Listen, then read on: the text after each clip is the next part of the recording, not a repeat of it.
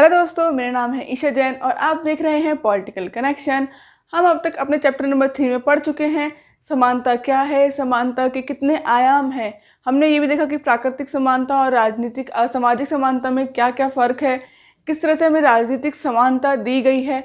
आज हम जानेंगे दो विचारवाद के बारे में। वो दो कौन है? एक है मार्क्सवाद और एक है उदारवाद।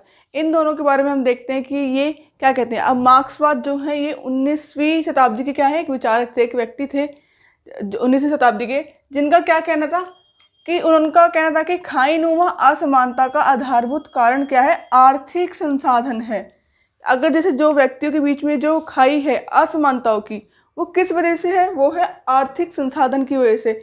कि जिन व्यक्तियों के पास क्या है, जंगल, जल, जमीन, तेल, निजी स्वामित्व, ये पांचों चीज़ जिन व्यक्ति के पास ज़्यादा है वो ज़्यादा अमीर होंगे। जिनके पास ज़्यादा प्रॉपर्टी होगी, ज़्यादा तेल के खदान होंगे, ज़्यादा सब कुछ, मतलब उनके पास ज़्यादा होगा हर चीज़ में और व्यक्तियों से, तो क्या अमीर गरीब में खाई बनी रहेगी?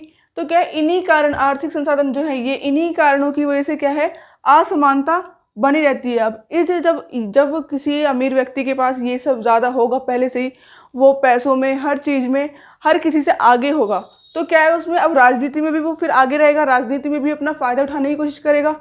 तो ऐसे में वह उन्हें राज्य की नीतियों एवं कानूनों को प्रभावित करता है, राज्यों की शक्तियों को प्रभावित करता है।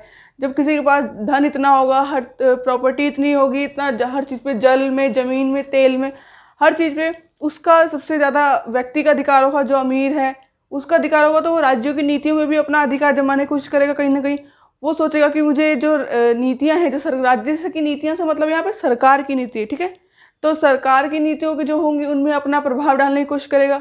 वहाँ पे सोचेगा कि वहाँ पर भी मेरा थोड़ा दबाव हो, वहाँ पर भी मेरे से थोड़े प्रभावित हो वहाँ पे, तो उसको थोड़ा वो रहेगा। तो इसमें क्या, ऐसे में लोकतंत्र पे क्या है, खतरा हो सकता है, खतरा होगा ऐसे आर्थिक असमानता से, ठीक है। इसलिए मार्क्सवादी कहते हैं कि आर्थिक असमानता समाज को नुकसान पहुंचाती है। क्या करती है आर्थिक समानता? अगर इस तरह से ज़्यादा खाई बनी रहेगी तो क्या है, आर्थिक असमानताओं से ज़्यादा नुकसान पहुंचेगा लोगों को, समाज को, ठीक है। ये था मार्क्सवादी का ऐसा कहना था। अब देखते हैं हम उदारवाद। उदारवादी जो है वो क्या कहते हैं?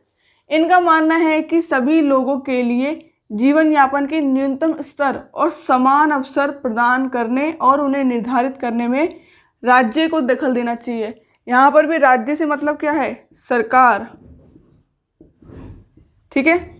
कि अगर मान लीजिए जैसे कोई भी व्यक्ति को, अगर जैसे कोई भी व्यक्ति है समाज में, उसको बेसिक चीज़ें उसकी पूरी नहीं हो रही, कि जैसे उसके शिक्षा के अवसर उसे नहीं मिल रहे, या उसे किसी तरीके से उससे वंचित किया जा रहा है, उससे दूर किया जा रहा है, तो इसमें क्या है, सरकार को देखना चाहिए, उसमें दखलंदाजी करनी चाहिए कि भाई उसको क्यों नहीं इस तरह से अवसर मिल रहे, क्यों उसके साथ इस तरह से भेदभाव हो रहा है, या फिर किसी न किसी वजह से उसकी जो बेसिक चीज़ें हैं वो पूरी क्यों नहीं हो रही। तो उसमें क्या है, सरकार को देखना चाहिए, उसमें अपना दखलंदाजी देनी चाहिए। अब अगला है, जब तक प्रतिस्पर्धा स्वतंत्र और निष्पक्ष होगी असमानता की गहरी खाई नहीं होगी। अगर कोई भी कंपटीशन है यार, कोई भी कंपटीशन अगर स्वतंत्र होगा, बिना किसी के पक्ष लेकर, कि ऐसा नहीं है कि एक पार्टी की तरफ ज़्यादा जोर दिया जा रहा है, दूसरी तरफ को नहीं दिया जा रहा है, तो फिर एक ही पार्टी जीतेगी उसमें। अगर सभी उसका साथ देंगे तो दूसरे का देंगे नहीं। तो क्या है, अगर जो भी कंपटीशन है बिल्कुल निष्पक्ष हो, स्वतंत्र हो, बिल्कुल फ्री हो, बिल्कुल, तो क्या है, असमानता की क्या खाई कम होगी, कम चांसेस होंगे कि वहाँ पे असमानता बन रहे। सबको उसके कौशल के आधार पर, मतलब उसकी क्या प्रतिभा है उसके आधार पर उसको प्रतिस्पर्धा में भेजना चाहिए, और उसके साथ बिल्कुल निष्पक्ष काम करना चाहिए, निष्पक्ष होकर करना चाहिए। कि ऐसा नहीं है किसी धर्म को लेकर, किसी लिंग को लेकर कि उसको एक तरफ को ज़्यादा किया जाए, तो एक तरह से फिर तो एक तरफा हो जाएगा ना, कि एक तरफा कॉम्पिटिशन, तो उसमें क्या फ़ायदा? फिर तो एक ही जो व्यक्ति की तरफ, जिसकी तरफ ज़्यादा किया जाएगा फोर्स, वही जीतेगा। तो ऐसे प्रतिस्पर्धा का क्या फ़ायदा? तो प्रतिस्पर्धा क्या है, बिल्कुल स्वतंत्र और निष्पक्ष होनी चाहिए। लोग अपनी प्रतिभा और प्रयासों का लाभ प्राप्त करते रहेंगे। अगर जो है प्रतिस्पर्धा स्वतंत्र निष्पक्ष होगी तो इसमें क्या है, लोग ज़्यादा से ज़्यादा प्रयास करेंगे और ज़्यादा से ज़्यादा प्रतिभाशाली इसमें व्यक्ति भी आने की कोशिश करेंगे खुद। कि अगर किसी में कोई, उस व्यक्ति में कोई होगा कि वो कर सकता है, उसमें अपनी प्रतिभा दिखा सकता है कि हाँ, मेरे को इस चीज़ में ज़्यादा मैं स्किलफुल हूँ, मेरे पास इस चीज़ की कौशलता है, तो फिर क्या है, उसमें वो व्यक्ति अपने आप को और उभारने की कोशिश करेगा। तो इस क्या है कि अगर प्रतिस्पर्धा अगर स्वतंत्र हो और निष्पक्ष हो, तो व्यक्ति के उभरने के चांसेस क्या होते हैं, बढ़ जाते हैं। तो इसमें क्या असमानता कम हो जाती है, इसमें असमानता ना होने के जो चांसेस हैं वो कम हो जाते हैं। ठीक है, अब हम देखते हैं अपना अगला टॉपिक, समानता को बढ़ावा कैसे दे। अब तक हम समानता के बारे में बात तो कर रहे हैं कि समानता ये है, समानता वो है, लेकिन समानता को हम किस तरह से बढ़ा सकते हैं, उसको किस तरह से आगे और कर सकते हैं, तो वो कैसे करें अब हम ये देख लेते हैं। असमानता और विशेष अधिकार की औपचारिक व्यवस्था को समाप्त करके, अगर हम औपचारिक व्यवस्था को समाप्त कर दें, औपचारिक व्यवस्था से मतलब क्या है कि विशेष अधिकार, व्यक्ति के जो विशेष अधिकार हैं जो है, तो उसको अगर हम ख़त्म कर दें तो क्या है, समानता आ सकती है, समानता को हम बढ़ा सकते हैं। कि जैसे किसी व्यक्ति को ज़्यादा महत्वपूर्ण अधिकार दे दिए जाते हैं, किसी को ज़्यादा इंपॉर्टेंस दी जाती है, तो क्या है फिर वो जिसको ज़्यादा इंपॉर्टेंस दी जाएगी तो वो उसका ज़्यादा नाजायज़ फ़ायदा उठाने की भी कोशिश करेगा। तो इसमें क्या है, अगर किसी को विशेष अधिकार ना देके समान अधिकार दिए जाएंगे तो उसमें क्या है, औपचारिक व्यवस्था को समाप्त कर हो जाएगा। तो इससे क्या है, समानता बढ़ सकती है, समानता को बढ़ावा मिलेगा। ठीक है, ऐसे रीति रिवाज तथा कानून ऐसे हैं जो कि गलत हैं, इन्हें ख़त्म करके समानता बढ़ाई जा सकती है। जैसे कि या तो कुछ ऐसे कानून हैं या कुछ ऐसे रीति रिवाज हैं, अगर इनको ख़त्म कर दिया जाए। जैसे रीति रिवाज से मतलब है कि होता है ना कि महिलाएं जो है ज़्यादा शारीरिक श्रम का जो काम होता है वो नहीं कर सकती, सिर्फ पुरुष ही कर सकते हैं। तो जो ऐसी रीति रिवाज हैं इनको ख़त्म कर दिया जाए। आज के समय में तो ऐसा कुछ नहीं है, पुरुष महिला को एक तरह से देखा जाता है कि सब समान है, क्योंकि महिलाएं भी वो काम कर सकती हैं जो पुरुष कर सकते हैं, जो पुरुष कर सकते हैं वो महिलाएं भी कर सकती हैं। तो क्या है इसमें कि अगर ऐसे रीति रिवाजों को समाप्त कर दिया जाए तो समानता का बढ़ावा मिल सकता है। साथ ही साथ ऐसे कानून, जैसे कि न्यूजीलैंड में 1893 में पहले महिलाओं को वोट देने का अधिकार नहीं था, उसके 1893 के बाद उन्हें वोट देने का अधिकार मिला महिलाओं को न्यूजीलैंड में। ठीक है, ऐसे ही कुछ इसके एग्जाम्पल भी हैं। कुछ देशों में गरीबों को मताधिकार नहीं है, गरीब सोच के उनको वोट डालने का अधिकार नहीं दिया जाता कि वो गरीब हैं। महिलाओं को मताधिकार नहीं था।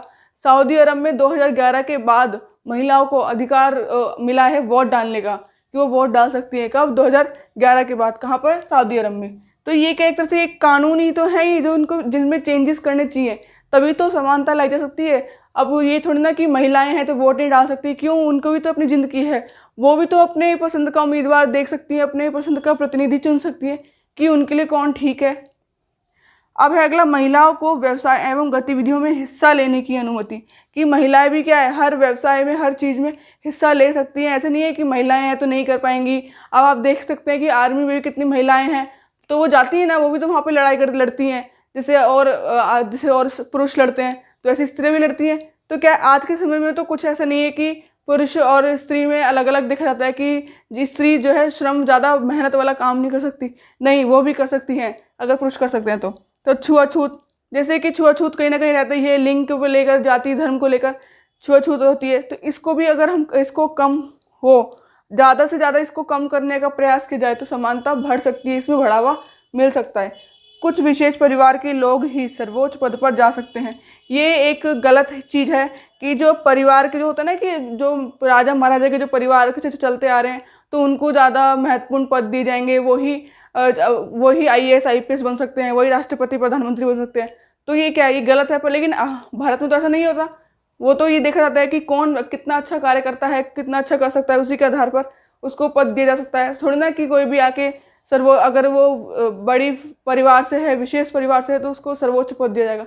नहीं, यहाँ तो लोकतंत्र है वैसे भी भारत में, तो क्या इस तरह से नहीं होता। तो क्या ये समानता को बढ़ाने के लिए एक तरीके की ये है कि इससे समानता बढ़ सकती है अगर ऐसे रीति रिवाज, ऐसे कानूनों को समाप्त कर दिया जाए। तो आई थिंक कि अब आपको ये सारे पॉइंट समझ में आ गए होंगे, अच्छे से क्लियर हो गए होंगे। तब तक के लिए देखते रहिए पॉलिटिकल कनेक्शन।